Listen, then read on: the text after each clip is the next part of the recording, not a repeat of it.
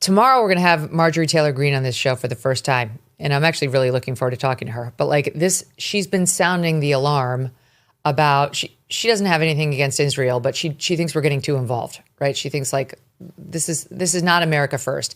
And you can times that by 10 when it comes to Ukraine. And I see her point. It's like the people making these decisions, the people who push Trump toward like getting more militarily involved and making more military promises and being more bellicose.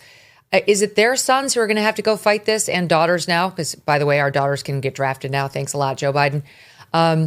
Is it their kids who are going to have to fight? Because, I actually have kids who this would truly affect, and it's a no. I'm not sending them to the Middle East, and I'm not sending them to Ukraine.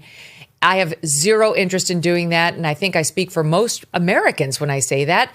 But so, like, who's going to enforce these security guarantees? I thought the whole point of the land deal, where we were going to invest in their natural land minerals and all that in Ukraine, was like, so we'd have a stake there, and like Putin would be chastised out of doing anything more with Ukraine because he knew, oh my God, the United States owns half of it, or at least, these natural minerals. So I better not mess with it.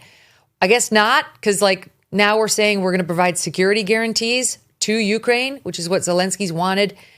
Anyway, I think it's not going particularly well.